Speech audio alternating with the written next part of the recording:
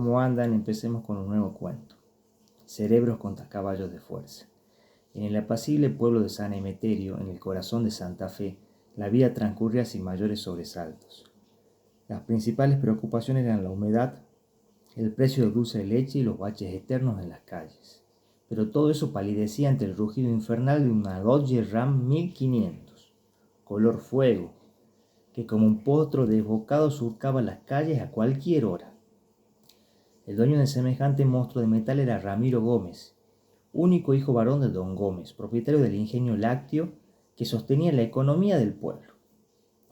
Ramiro había crecido entre privilegios, siempre protegido por la sombra imponente de su padre, quien nunca escatimó en demostrarle que la riqueza compraba respeto, miedo e incluso justicia. La Dodge Ram fue su regalo por su cumpleaños número 18. No tanto como muestra de afecto, sino más bien como una herramienta para reafirmar el poderío familiar. Ese vehículo gigantesco, el más grande del pueblo, hacía que la Hilux y Ranger parecieran un juguete. Ni hablar de las viejas F100, populares entre los verduleros y pequeños productores de la zona. Ramiro encontró en el vehículo un símbolo de su propia invencibilidad. Su forma de manejar, temeraria, irresponsable, casi desafiante, era un reflejo de su inmadurez y de su necesidad de llamar la atención en un mundo donde todo le había sido dado sin esfuerzo. En cuestión de meses no se hablaba de otra cosa en San Emeterio que del peligro de andar por las calles por culpa de las imprudencias de Ramiro. Las madres escondían a sus hijos como si tratara del mismísimo diablo, y los perros salían corriendo con el rabo entre las patas al oír el rugido del motor. La indignación crecía entre los vecinos, pero la mayoría prefería callar. Todos, de una forma u otra, dependían del ingenio lácteo de don Gómez. Don Julián, dueño del almacén del polirrubro del pueblo, tenía otras razones para estar furioso.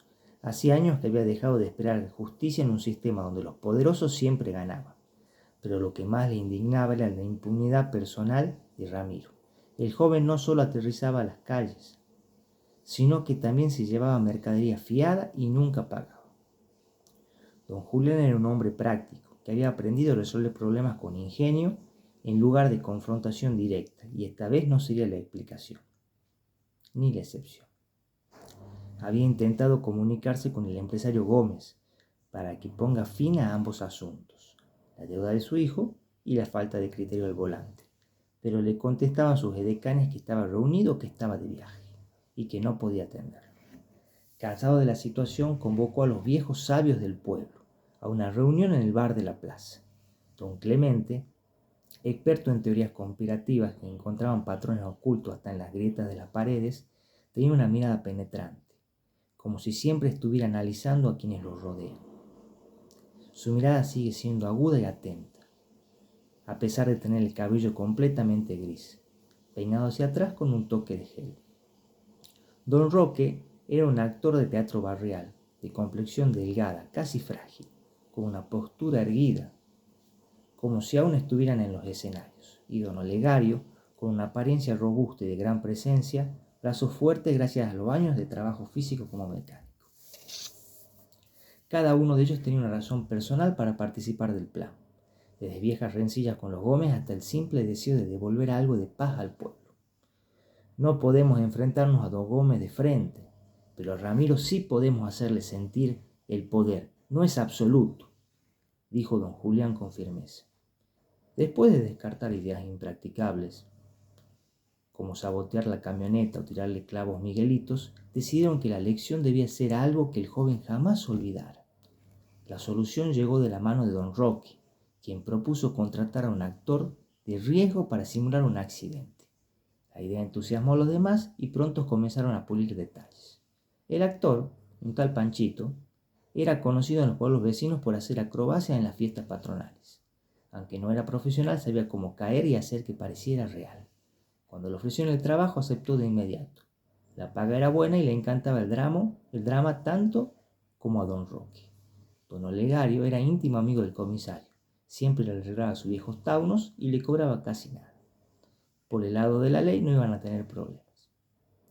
El día señalado, Panchito apareció al volante de una F100 destartalada que escupía humo negro como si fuera una locomotora en sus últimos días. Eligieron una calle poco transitada pero visible desde el bar. donde los sabios y don Julián observarían la escena. Cuando Ramiro pasó rugiendo en su Dodge, Panchito arrancó justo a tiempo para quedar frente a él en el cruce.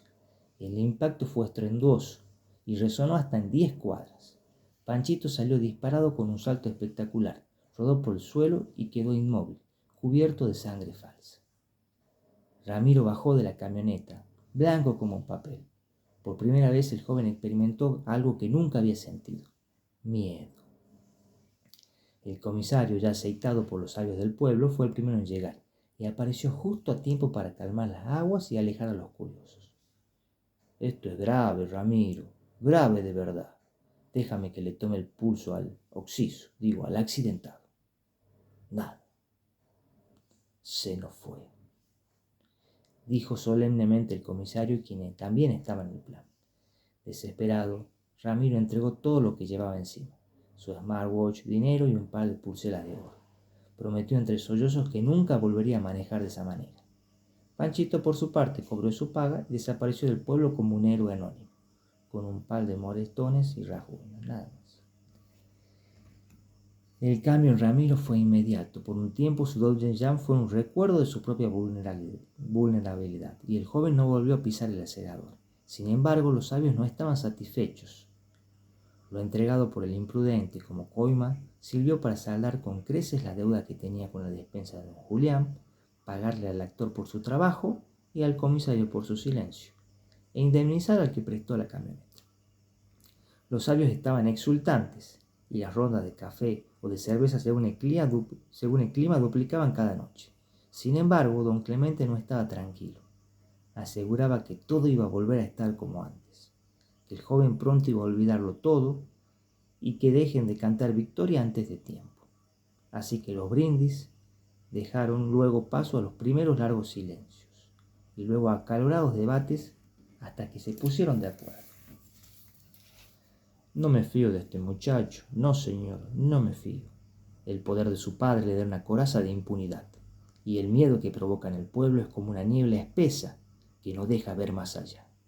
Pero no podemos enfrentarnos directamente a él, eso ya lo sabemos, dijo don Clemente buscando el apoyo de los demás. La única manera de hacerle entender que el poder no lo es todo es darle un buen susto, uno que no pueda negar, algo que lo haga temer más que a la furia de su padre. Don Olegario, que se había mantenido en silencio hasta ese momento, rascó su barba blanca con una mano, dio un golpe en una mesa y dijo: ¿Y qué pasa si lo asustamos demasiado, ¿Qué pasa si el muchacho se asusta y decide irse del pueblo o hacer algo drástico? No olvidemos que estamos tratando con un joven que nunca tuvo que lidiar con las consecuencias de sus acciones.